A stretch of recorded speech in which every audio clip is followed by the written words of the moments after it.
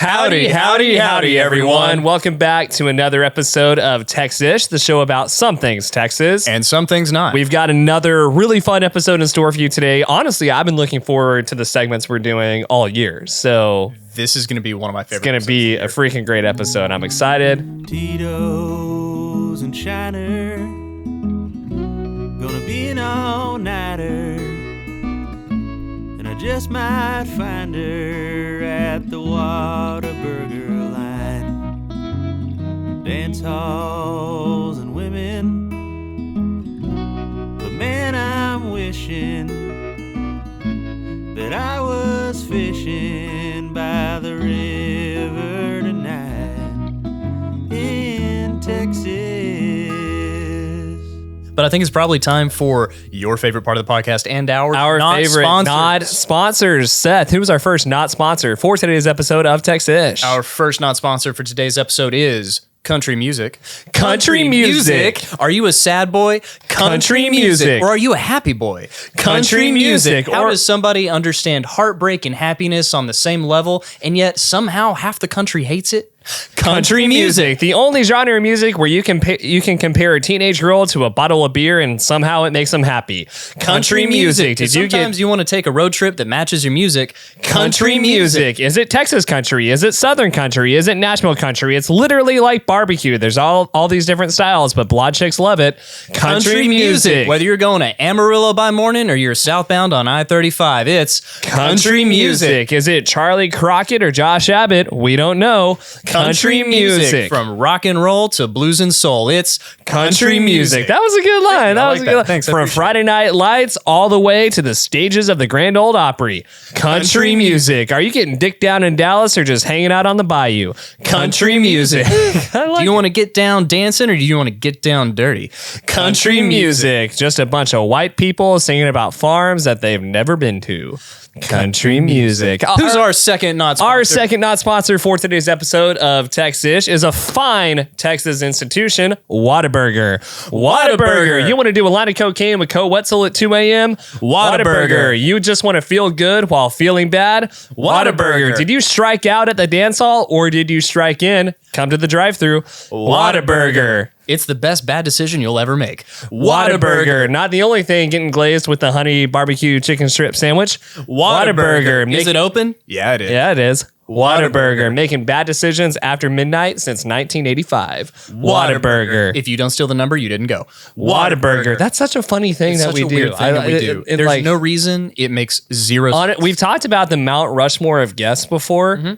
A Mount Rushmore of guests would be the first person who stole a Whataburger. That would be absolutely. If you know anyone, the first person, if we can somehow find that person. The first person who stole one of the numbers or like somebody who has a giant collection. Yeah, right? That is somebody we want to have on the show. Talk to. Whataburger. All right. Super excited to dive into today's episode, but we got to do the segments first because we love doing them. We love doing these segments. What happened once upon a time in Texas history? Once upon a time in Texas history. And this is not so recent history. Okay. In December of 2020, the Four Sixes Ranch was purchased by Taylor Sheridan. I'm so glad you're diving into this. So the Four Sixes Ranch is obviously one of the biggest ranches in Texas. Yep. And it actually makes up, it's like three different ranches. It's three different ranches that sort of come together. Mm-hmm. And it was, let's see. Everyone wondered whenever the founder died what was going to happen because in her will, it stated that she wanted the ranch sold. But this property was listed for something like $300 and whatever million dollars. When it's a kind of ridiculous amount of money. When it's kind of property that you can't buy it and put a resort on it. It's not in an area where like... Literally the only thing you can do on this property is raise cattle, which they have been doing since 1870. So fortunately, the three ranches that comprise the 666's operation, the ranch in Guthrie, Texas, which includes 142,372 acres in King County, the Dixon Creek Ranch in Carson and Hutchinson counties. DC Ranch, with 114,455 acres, and the Frisco Creek Ranch with 9,428 acres in Sherman County. All of those will stay together thanks to Taylor Sheridan and Paramount Network. So basically what's happened is Taylor Sheridan, Hollywood guy, actor, writer. I wonder how mad he would be if you called him a Hollywood guy to his face. I know, right? Probably really mad. Yeah. But at this point, he's made his entire career in Hollywood. In Hollywood, Yeah. as much as he hates it, which seems to track. It tracks. Prolific writer, makes amazing television shows. Yeah, and movies. Was able to convince someone to go in with him and purchase The Four Sixes Ranch in its entirety, right? which is such a massive endeavor. This Yeah. ranch is almost as big as Rhode Island. Yeah. That's insane. And not only so did he big. purchase it, he pledged to make sure that it stayed a working ranch. Mm-hmm. So rather than try and section it off or sell off little bits or bring on oil Yeah. or whatever, he decided to keep it cows. Yeah. And I respect the hell out of that. I love that. It's so, I mean, it's also, it makes me think of that scene in Disaster Artist with James Franco and Dave Franco when they're getting equipment to make the room. Yeah. And they're looking at renting cameras and He's like, just buy it. well, he goes, we buy. I just picture, Oh my God. I picture Taylor Sheridan working with the Paramount Network people. Because he was going to make Yellowstone 4/6s. Yellowstone 4/6s and 1886 and 1932 Exactly. and who knows what knows other what else shows. he's I truly can't wait to see all the other things that Taylor can't Sheridan either. makes. It's gonna be really fun. But I just picture him talking to the network about Yeah. locations and him just going, we buy. We buy. And yeah, So Taylor, how much is it going to cost to rent the 4/6s for the seasons? he's like, I got a better idea. Here's a check. Halfsies. She wants $34 million for it. Here's my counter. We give her $100 million. Yeah. 50 of it's mine, 50 of it's yours. Yeah. And we Paramount has a controlling interest, has a part interest in the ranch, but they can't do anything without Taylor Sheridan say so. exactly. It's the best thing. That's It's I fun remember time in when he Texas purchased history, it, we were everyone. like, dude, Dude, hell so yeah. much TV is going to be made out there, and which is it's- super cool. It's one of those things where these ranches often get bought by giant corporations. Yep. And I would so much rather somebody with integrity and Yeah. honor purchase that. Yeah. Even if they never let the public onto it, I would rather you uphold the institution for what it is than ruin it. Exactly. Yeah, like ruin it with oil, ruin Mm-hmm. a lot of, especially here in the hill country, a lot of what will happen is private ranches that have been working ranches for generations get bought and turned into hunting lodges. Yes. Like, And that's just, it ruins that's the fine, land. but it does- ruins the land. It completely changes the way that we live with the land versus, at the 4/6s, they've been raising cattle in a godforsaken country since the 1800s. since the 1800s. And so for all We're the talking- crap, we're talking Charles. all the Big Mama. crap we Yeah, give yeah. Taylor Sheridan sometimes, it is because we're jealous of his success. Oh, 100%. And again, I love that he has made sure to uphold the traditions of the 4/6s by buying it and making sure to protect the traditions. So And shouts out to moreover, Taylor Sheridan. we get to see what's going on in the 4/6s very soon. Yeah, exactly. Super cool. All right. Who is our, what? Small. Where? Small town. I've never known how to say Where? it. Which What? which is our Which? small town of the week? This is one you know very well, Sterling City. Sterling City. Sterling City, everybody. Sterling City is a small town of about 1,000 people Okay. near San Angelo, Texas. Such a fun place. Best Dairy Queen bathroom I've ever been to. It was named for W.S. Sterling, a buffalo hunter and Indian fighter. He did both, guys. Get you a man. I feel like the two were synonymous back then, or I feel they like went, if you were one, you did. yeah, have to kind it was also sort of be the other. It was implied. by proxy. Yeah. Like, well, if I'm gonna hunt buffalo, I'm an Indian hunter by proxy. yeah, exactly. Wow. He was a buffalo fighter and an Indian hunter. And Seth gets canceled. So the land for the new town was actually donated in 1891 by a guy named R.C. Stewart. Okay. And was plotted by H.B. Tarver in February. That same year, it was designated as the seat of Sterling County. The town soon grew to 300 people. Such a big town. So big. So big. It was a stop along the Santa Fe Railroad, which is why it was a town in the first place. Got it. Obviously, around 1910, when the railroad circumvented that city, Yep. the city, which was growing, stopped Stopped. doing that. And then World War II came along. The population dropped by about 10%. And honestly, it's just never recovered. Yeah. Well, they do have they have the Dairy Queen. They have the Dairy Queen, They have the- which we always stop at. Always stop at. They also we've never been there, but they have the little cafe that has the pancake challenge. Little Pancake Challenge Cafe, Yeah. which we should do. We went there one time and they were closed. They were closed because we were gonna. Because- we were feeling big, Dude, we were feeling we real did the big. Round Rock Donut challenge. It's time to- Clearly, we can do the Sterling City Pancake Challenge. Absolutely. But yeah, it's like 3 massive yeah. pancakes. A lot of Boy Scouts do it because there's a Boy Scout camp near there. So they're always like, we went to Boy Scout camp and then we did the pancake challenge. Problem is they don't make pancakes unless Boy Scouts are in town. Yeah, exactly. Yeah. So yeah, Sterling City, Texas. But, Sterling City, Texas. Yeah, there's no badge for pancake eating Boy Scouts. Anyway, not all the small towns are going to be glamorous. Some of them are just small towns. Pretty much none of them are glamorous. That's part of That's kind of part of the thing. them. I've been surprised though. A lot of these small towns are like, did you know that the paperclip was invented in true. Dunn County? But also Texas? half of them are like, it was a small town and it was gonna be big, but then the railroad, and now it's small and depressing. Running a small business is incredibly hard when you have no idea how to market it or brand it clearly. Small business owners, small business operators across the country work so hard to make products and services that they are proud of, but almost always hit a plateau in growth. That's why Creators Collective is here to help. For years, we have helped businesses triple, quadruple, even 5 times their revenue by creating branding and marketing content that clarifies your brand and drives sales. So if you are at a bottleneck or at a plateau, trying to grow your small business, even stay in business, make sure to visit creatorscollective.us right now. Schedule a call so we can find out what services you need, how we can work with you, and make sure that we can boost your bottom line so that you can grow as a business.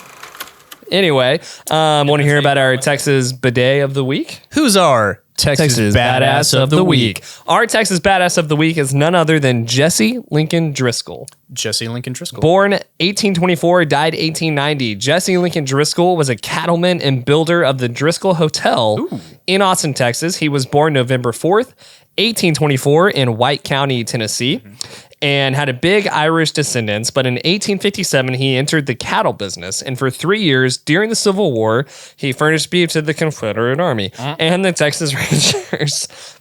You know, had an interest in Selling beef. one side of those two sides. And Driscoll was paid for his efforts in Confederate dollars. And by the end of the war, with no cattle and no money. In Bitcoin. Right? Yeah.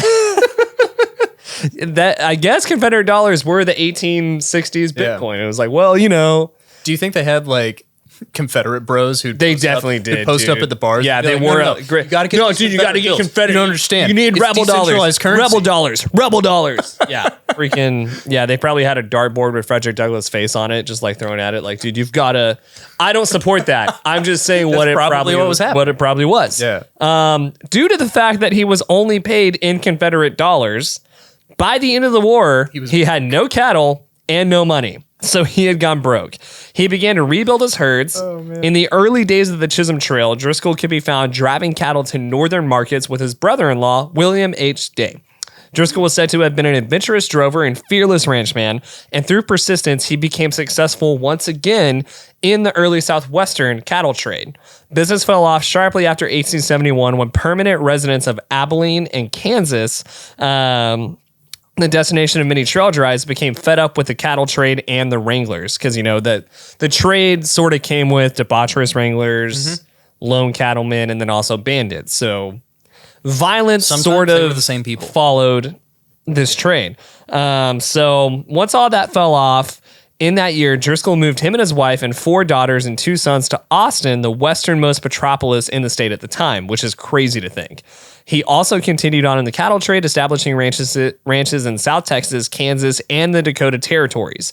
In 1885, he purchased the site for his future hotel, an entire city block for $7,500.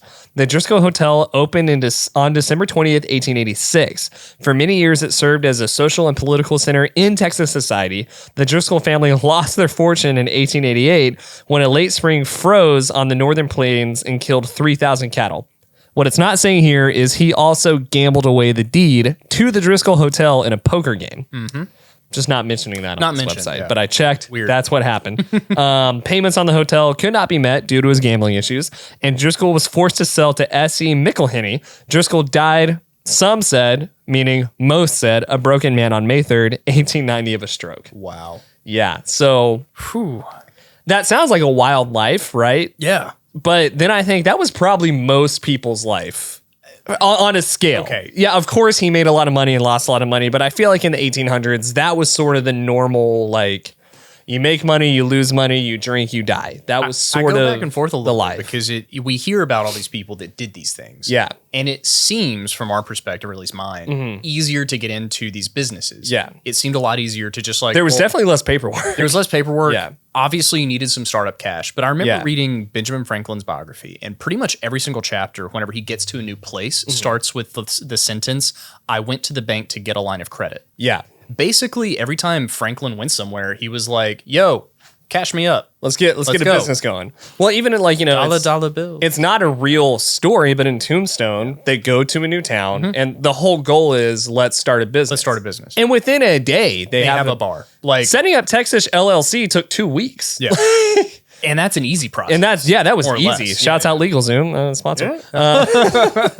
But like, it was so easy to just be like, I'm going to buy cattle and now I'm a businessman. And now I have cows, and I'm going to hire you. And I guess what we're not saying here is if you were a woman, you couldn't read, write, or have a business. So maybe Definitely things not. So have maybe changed for things- the better. maybe for some people it was harder. Yeah, for everyone except Candace Owens' favorite people, white men.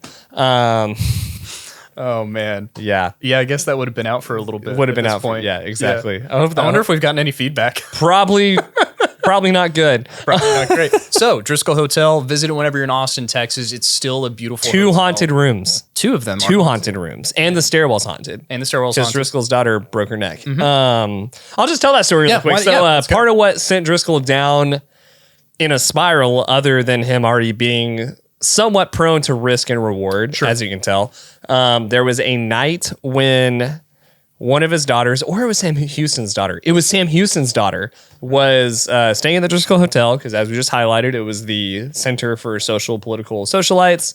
Sam Houston's daughter went outside of her room, like in the middle of the night, to play with a bouncy ball. The bouncy ball. I'm sorry, that's not funny. But yeah. Well, I mean, the image. Yeah. Like, can't sleep, bouncing the ball. Yeah. The ball starts bouncing down the stairs. Goes after the ball. And then Sam Houston's daughter also bounced down the stairs. Right. And I don't know if you've ever seen anyone fall downstairs before, but bouncy balls have an easier time. And his better. daughter died on the stairwell because she broke her neck. So there's a picture of her on the stairwell. And it's said to this day that if you go to the Driskill Hotel and you're going up and down the stairs quietly, you can hear like a bouncy ball and a girl laughing. Oh, wow. And if you stare at her picture that's on the wall for long enough, it'll like smile at you. Do you believe in ghosts? I believe in demons, so I kind of have to believe in ghosts, I Okay, guess. fair enough. I don't worship demons. I believe demons Right, exist. you- Not like, yeah. Sure. Okay. Yeah. Sounds like we have a field trip we have to... Texish goes. Texish goes. All right. Hey, just Texish hotel. goes If you want to haunted let house. us come highlight how scary your hotel is, let us do it. Anyway, so our episode this week that came out talked a little bit about politics, and we've been trying to find ways to talk about Texas politics in a Without way, positioning ourselves as Texas political experts, because we're not while still giving you some news, but mostly entertainment. entertainment. And so we look to a storied version of what we're trying to do here. Yeah, so we were like, what better way to do this than sort of an SNL style weekend update? It'll be good for the video clip. So if you're listening to this, keep listening, but then go listening. check out this first edition of the Texas Update. You got your jokes out? Are you ready? I'm getting my jokes out. I'm so excited. Are you getting your jokes Yeah, out? I'm going to pull them out to I want to make to sure them. they're exactly right. wanna get 'em crisp? And we're All gonna right. we're gonna do the like. Okay. All right, Let me make you ready? sure. All right, Hold so on. like, I gotta I'll get do it. some theme music. Okay, let's do a little. Welcome back to the Texas Update. All right, here we go. Here we go. Last week, Texans voted in incumbent Governor Greg Abbott, seen here watching stem cells be wrung out of a fetus. In his acceptance speech, Governor Abbott said for the next 4 years, he'll do his best to be nothing but handy. No cap. Nice. Governor Abbott, Texans' second favorite cyclist, shocks the state by declaring war against its biggest enemy yet, stairs. Loser Beto O'Rourke, in his speech announcing his loss, seen here telling his mom that he'd rather ride his skateboard back home, said he thought he was a shoo-in because he won over the Texas Latinx community. Said the Texas Latinx community, we're Mexican. I really like that, Joel. Thanks, it's fun.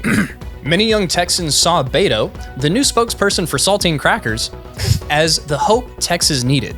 So they did what all Zillennials do, made a big stink on the internet and stayed home. And that's a Texas update. Oh man, yeah. You know, How long have we been talking about doing like a Texas like update an for a update while because for a we're little so fed up with how bad Colin Jost is on SNL. You know, Michael Che has won me over. Michael Che's won me He's over. hilarious. It's funny too because whenever he first got on as that role, Yeah. I did not like his joke His style, but it's gotten so much It's better. gotten so clean. Well, and so he's crisp. one of the only people on SNL that makes fun of both sides, which is something we love. He's also one of the only funny people on SNL. Yeah, truly like one of the only funny people. And on I give SNL. Colin Jost his due. He is the head writer. Like that is But at this it's a point, hard what job. is So at this point, what does being a head writer on a TV show mean? It seems like all you have to do is be white, go to Harvard or Yale, and then say that you love black people. Like, sure. that seems to be. I don't know.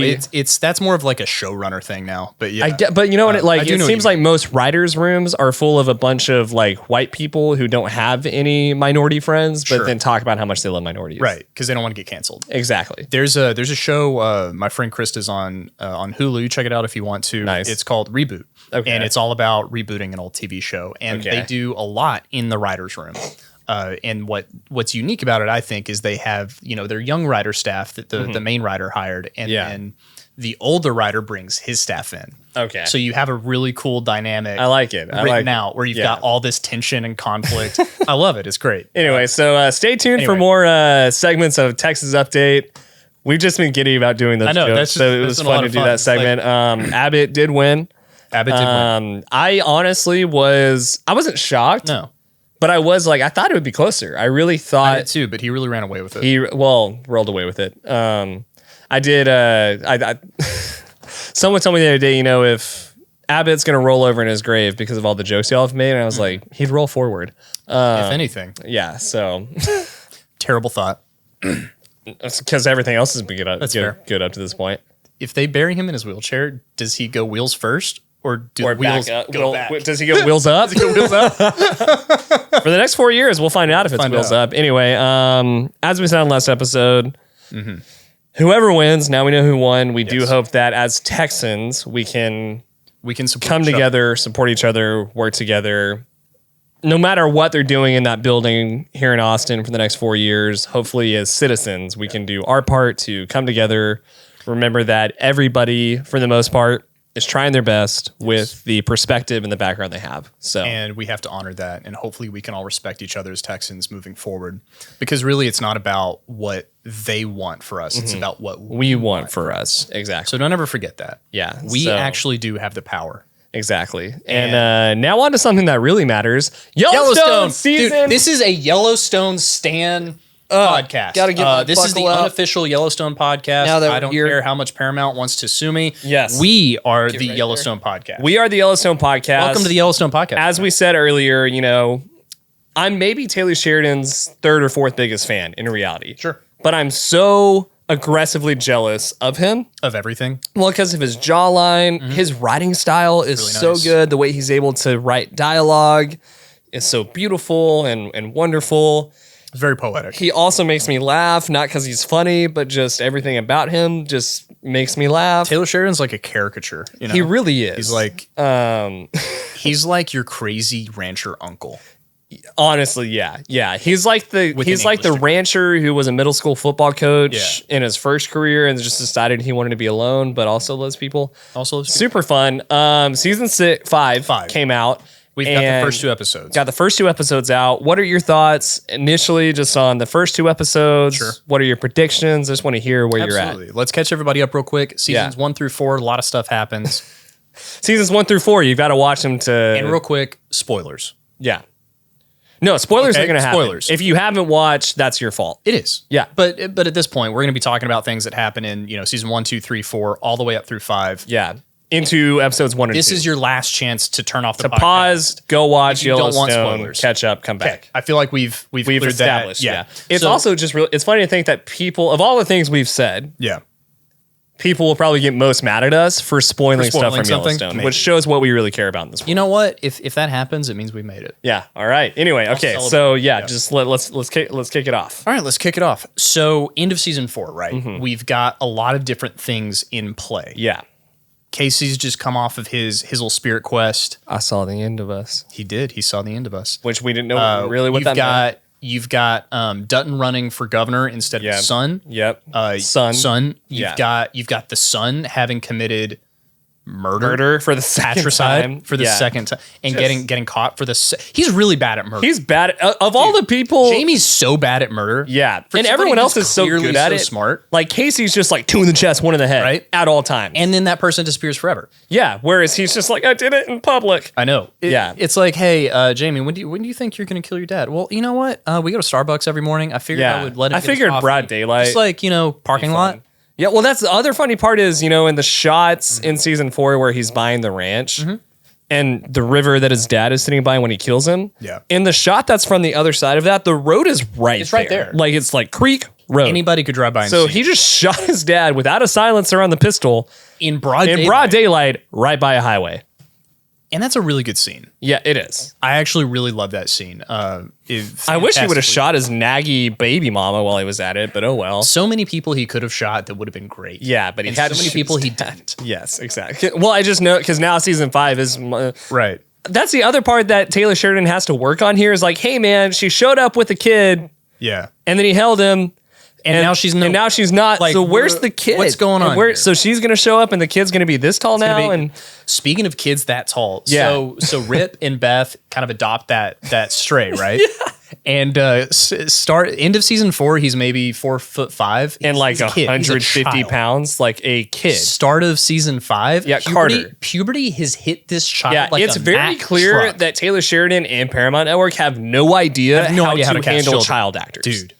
Like clearly, because and that this was my favorite scene of the entire 2 episodes from season 5 is when Carter walks up and Kevin, what is that guy's name? The guy who plays John Dutton. Oh yeah, Kevin Costner. Kevin Costner, like I was like what? They literally had me and Jenny were talking about. They had to write into the script Carter saying it's Carter. Yeah, because they knew because he looks so different. Everyone watching is going to be like, "Who's that? Why'd they recast? How did he go from 12 to 16 over the course of the past 2 years?" It's actually nuts. It's like, pretty wild. I mean, shout out to the. Shout out. Talk about a glow up, dude.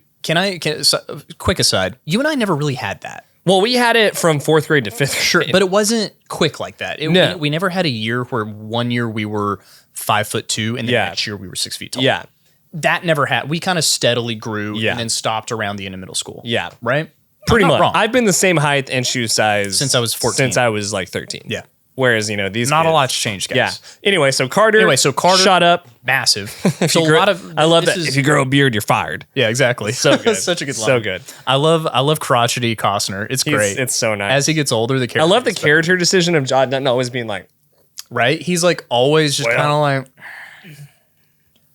yeah, it's just great. He reminds me of Jackie.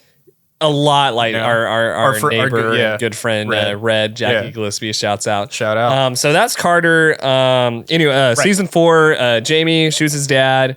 Beth, of course, catches him, and she's like, "I own you." And I think she said some version of that every single season. Every season, at least twice, she's like, "I own you." Her and her cleft lip, just always like going after people.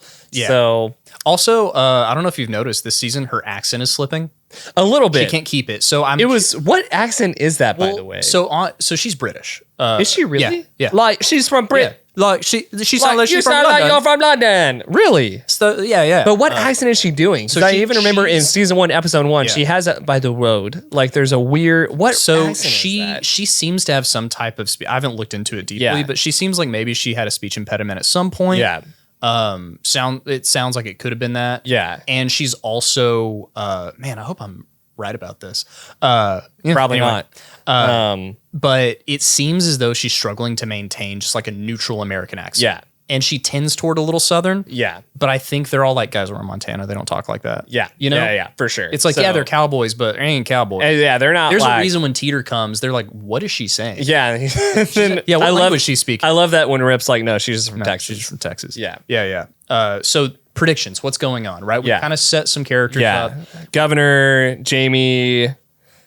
Dutton wants the airport off the land and is trying his best to cancel that project. Yeah. So he chooses to go in as governor and work that angle. Yep. Which forces Jamie out of the office, creating tension between them. Yes. Casey ends up in a precarious position where he has a family emergency. Yes. And I don't know if you remember me talking about this, but based on how the audience receives his wife's character, I said they're going to have to either kill her or maim her in some way. And they went maim. And they maimed her. Which they've done almost pretty much every season. Like, she's so pitiful. She's been beaten so many times. Which kind of makes me mad because I'm like, there's an angle on her character that she's a strong, independent. Well, remember they tried. They tried, and it just, I guess the audience didn't like it. I liked the writers didn't like it. I also, her as the professor just going at kids. That was great. Her sternness is great, but then she's like, her momness. Yeah, it's weird. Hyper nurturing in a weird way. And also Tate, Tate's a weird character. Poor kid, man. Poor kid. Because also glow up. He's going to be a handsome kid. But I feel bad that he's having to, his voice is having to crack in front of America. That sucks. I hope they're comping him for that. In a weird way, it helps the character. And again, Sheridan clearly doesn't know how to write for teenagers. And I feel bad because the kid was tasked with an impossible job. Yeah. He has to play a child who was abused and probably raped by white nationalists. Yeah. Mm-hmm. And that type subtly, of trauma, right? That part was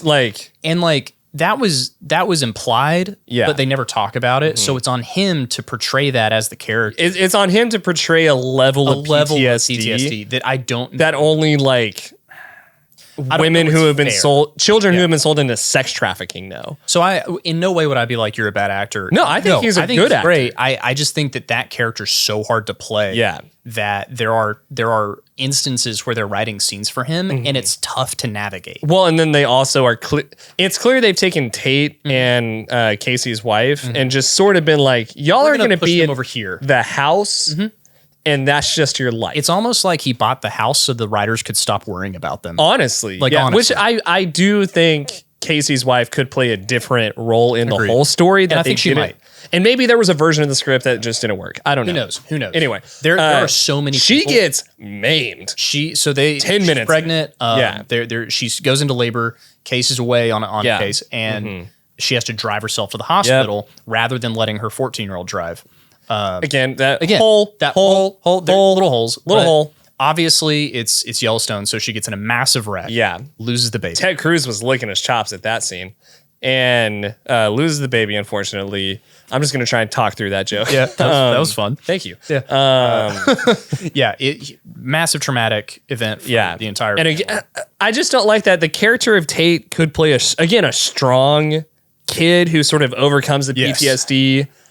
And he's just a worrisome, pitiful kid. Yeah. Anyway, but that's happening in the Casey household. Yes. Meanwhile, he's arresting horse thieves and doing his thing with the land agency. As a land commissioner, The end of those 2 episodes, finally, she asked him, you saw the end of us. What does that mean? Yeah. Because we've all been wondering, what did that mean? Is it the end of him and her? He gives us a little hint. He doesn't give us all of it. What do you think it means? I think it meant that what he saw is what would happen if he decided to be John. Yeah. If he decided to go to the Dutton Ranch and take over the ranch, it would be the end of him and her. It would be the end of the Dutton family. Yeah. And because he says something to the effect of what I saw, I saw the end of us and what I would have to do that, I will not do. Here's the angle I see happening that they haven't broken into fully yet, but they're really setting it up with Dutton's character. The amount of times he talks about the land and his family owning it, and it's their land, and it's Montana's for the people who live here. They are setting this up for a native conflict. Yeah, for sure. The biggest one. Well, because they have to bring it back. They have to bring it back because it started with that in season 1, and they got to bring us all. And Rainwater has been sort of dancing, or they've had Rainwater and Mo sort of dancing on the periphery, and this is fully coming to. Oh yeah. It's gonna kind of start the way it ended, right? And you notice they've introduced Angry Hot Girl number 5 or whatever, whatever we're on number 5, who's also gonna sleep with Jamie, who's also gonna clearly sleep with Jamie, as a manipulation, and that'll be interesting to see because I feel like she ends up partnering with the natives on this. I do, because I think the native mean chick who does look like Satan. They're going to get together somehow and work something out. There's going to be something going on. They're going to come, them and Market Equities are going to come together, the natives, Market Equities. And they're going to position and Rainwater is going to think he's going to be controlling that, but it's going to be the 3 women on the Market Equities side that are controlling that. That's going to come to a head for sure. Beth. Let's get to Beth. She needs to die. And I mean that for her. She deserves. She needs to. Like, let that woman rest. Holy cow. Holy cow. How many times has she been exploded at the She's been burned literally so many times. Clearly she can't be happy. Like, I think the ethos of her character is there's a level of evil that cannot be satisfied. She has to die. And it's interesting because that actress, I think, is playing the version they want. Oh, she's nailing it. She's nailing it. And it is so intensely uncomfortable to watch in the most fun way. Yeah. But it does make she's the character you love to hate. Right? Yeah. Well, and she's brought us from you hate to hate her, to love her, to love her, back to you almost like hate loving her. Yeah. Because you do feel for her. Yeah. She so clearly wants stability and happiness. Yeah. So clearly has been messed up by her family. Yep. And this comes to like kind of the point that I've always looked at this. They're the lens I've always looked at Yellowstone through. Yeah. It's the Godfather on a ranch. Yeah. Well, and hasn't Taylor Sheridan said that? I think he said that. Something like this is the Godfather on a ranch.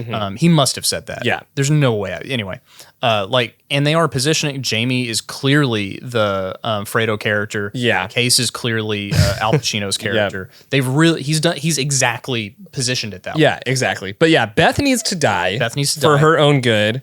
It'll tear Rip apart, but I think he can because they've gotten married, I do think Rip can live without her in a way. Like he already has. He already has, exactly. So I did love the scene where she had the dream about how horrible she was and apologized. That was nice. It was nice to hear Beth apologize. It also made it clear this is a fictional world because no one would ever actually apologize for that. I'm funny. You're funny. Anyway, so Beth needs to die. Casual misogyny. It was a joke. I take it back. So was that. Yeah. Anyway. Jokes. But Beth does canceled again, Seth. Beth makes me understand the people in that world, in that fictional world. I'm like, yeah, I get why you tried to blow her up. I get it. I get it. Yeah. No harm, no foul. No harm, no foul. So, and it's clear we're also making the bunkhouse just fun. Just fun. I think we're done with the conflict storylines. The bunkhouse has become side quests. Yeah. They're like, all right, these cannot be part of the main trope anymore. Not at all. Ryan Bingham was fun, but I think we're kind of over You just made me an accessory in a murder, Rip. That's just side note. I love how clear it is that Taylor Sheridan just wants to highlight his favorite musicians. Yeah. Like, no shame. I like it. Just, we're at the governor's ball. Thanks, guys. We're Shane Smith, the Saints. Like, okay, Taylor, we get it. Thanks, you Taylor. Like Shane Smith and the Saints. Thanks for the rodeo porn. Can we just get back to the story? I feel like Taylor Sheridan's ideal life would just be shooting rodeos. Probably. Like, his ideal... Clearly, Taylor Sheridan wants to create music videos that are based in rodeo land. Because... season 1, it was the story. Season 2, it was like, here's some longer shots of Whiskey Myers. Right. Season 3, it was like, okay, Ryan Bingham's going to play more songs now. And it's gotten to where we have 10 minutes of just cut horsing and music. Which is why people love Yellowstone. I don't. I'm like, can we get back to the story, please? Here's the thing. I promise you, part of the reason viewership is so high, part of the reason people love it so much is they get that light little fun. Yeah. And I do have to say, just the skilled horsemanship and animal wrangling going on, because they're using all live animals while they're filming this, which is the hardest thing to do because, as you now know, shooting things is very difficult. We'll get back to that in the next episode. A lot of time. And so much people. If you do one thing different, you got to do it again. Yep. So it's a very... Anyway, I'm just waiting for the episode in season 8 when it's like the entire CMT Music Awards are in an episode of Yellowstone. Like, it's 4 hours of that, because that's where we're going. What I feel is that Yellowstone has become, for Sheridan and Paramount, this behemoth that can't die. Yeah. And I think this show should have ended after maybe 3 or 4 seasons. For sure. For a real full story with a good arc. But now it's become such a juggernaut that they just got to keep pushing. So what they're going to do is just cycle in hot, angry women to kill off, and or bring in outside characters that to kill off that cause problems. They cause problems, but not enough that John Dutton can't solve them. Exactly. So yeah, and I think Yellowstone ends when Kevin Costner just like gets actually tired, dies. Yeah. Yellowstone is definitely like the redneck Grey's Anatomy at this point. Yes. And we love it. That is the best way I've ever described. So, thank you. I thought of it while you're talking. I was like, I'll say it. Redneck Grey's Anatomy. So, all right.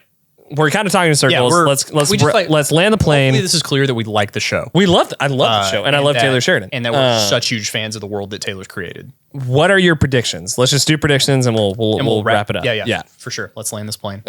I like them. Yeah, let's bring the horse to a stop. Bring the horse to a stop.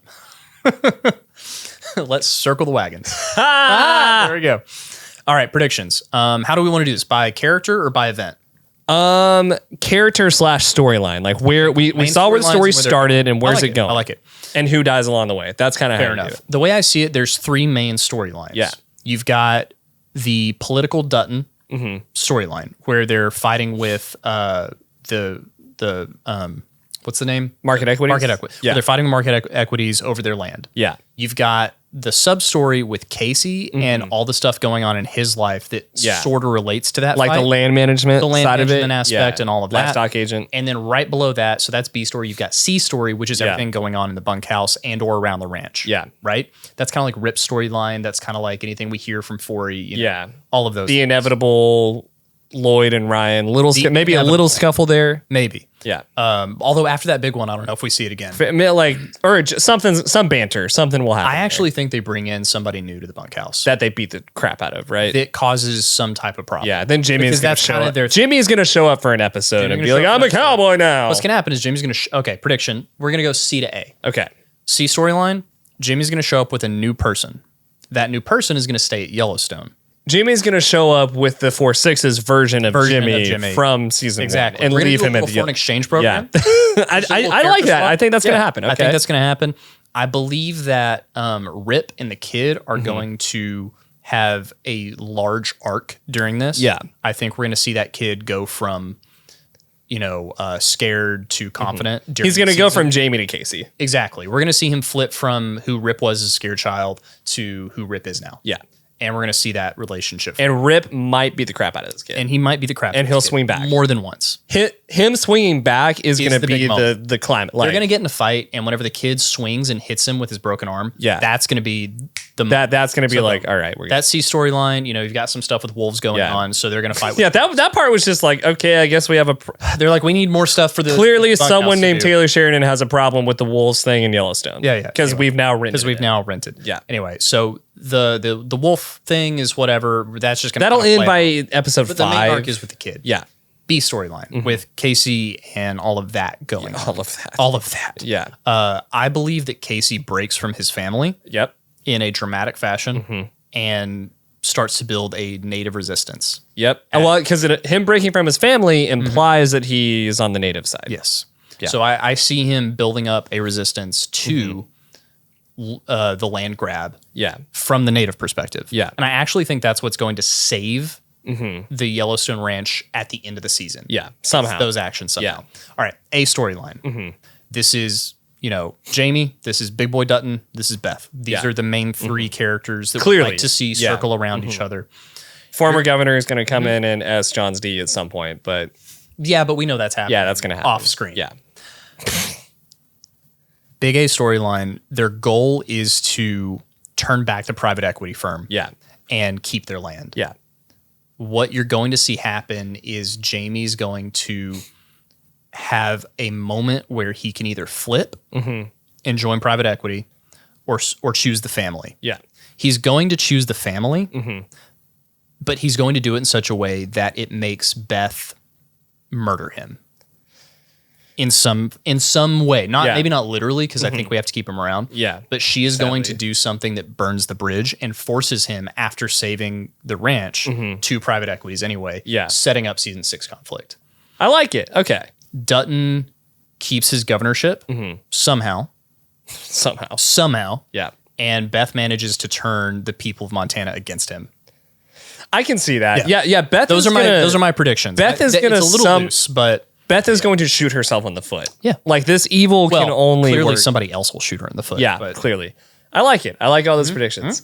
I'm on the same page with the C storyline. Like, right. Jimmy's going to show up with the other version of him, and they're going to take him under his wing. Yeah. Carter and that kid are probably going to have some conflict, which is going to cause Rip to be pissed at Carter. Yes. They're going to That's how I- fight. yeah. Carter's going to swing back. You're my son now. Yeah. That's what's going to happen. Finally, respect. Yeah, finally respect. I'm flipping the A storyline. Jamie's going to murder Beth. Yeah. He's going to say he is going to choose the family, but he's going to do what Jamie has done every other season Yeah. and have that. He's going to do the thing where he kills somebody out of emotion and he's sad about it.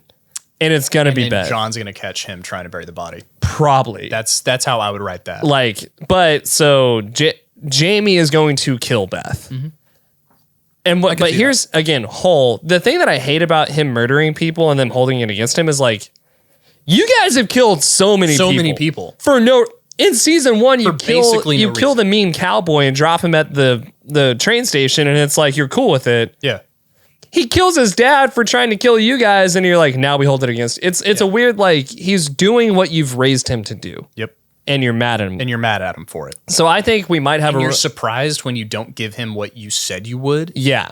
That he resents it. Yeah. It's a weird, they've kind of convoluted that storyline anyway. I'm seeing some Romeo and Juliet stuff. He's going to kill her and then kill himself in front of John. Murder suicide. And season 5 ends with John having to deal with the fact that everything is his fault. That's a better story. So it's probably not going to be what they write. I don't think they have the balls to do that. I wish they did. Because that limits seasons. For sure. But I'm going to trust Taylor Sheridan to see he has 2 options. Let this be the redneck Grey's Anatomy, which we would all still watch and have fun, or land the plane. Like, make John Dutton confront the fact that this is all on him. Right. Let it fall apart and show that. And season 6 is all going to be the resolution. I guess it depends on the ethos of Yellowstone, because the entire show is about maintaining the purity of a thing. Yeah. That's what the show is about. Yeah. Well, it is about the fight to maintain something. Yeah. And that's why we love it. And it has real life implications. Yeah. You know, part of why we appreciate Taylor Sheridan is he's highlighting lifestyles and work and businesses and cultures within the South and within more of the ranching community that could die. And Yellowstone probably will. And Yellowstone is sort of his way of fighting against that and making sure that we have an appreciation for part of our American culture that is founded in the ranchers and the cattlemen and the cowboys and the things that we romanticize that have a real side to them. Taylor Sheridan for president. I would vote. Taylor Sheridan for governor. You know, why not? He would say he hates being governor the whole time, but at least he would do his job. Absolutely. Anyway, those are our Yellowstone predictions. Write in yours. Let us know what you think about the new season of Yellowstone. Do you love it? Do you hate it? Do you love to hate it? Do you love to hate it? And how do you feel about Beth? Gosh, that's the question of the day. It's the most confusing. I love Mom's shirt that says "Love me the way that Rip loves Beth." Great shirt. He's great. Anyway, thank you guys for tuning in. If you're listening, make sure you go to YouTube and subscribe to our YouTube channel. We got clips there. Instagram at Texish Pod. Clips are there. Thank you for tuning in. We appreciate all you guys. Make sure you watch Yellowstone, written and directed by Taylor Sheridan. Bye, y'all.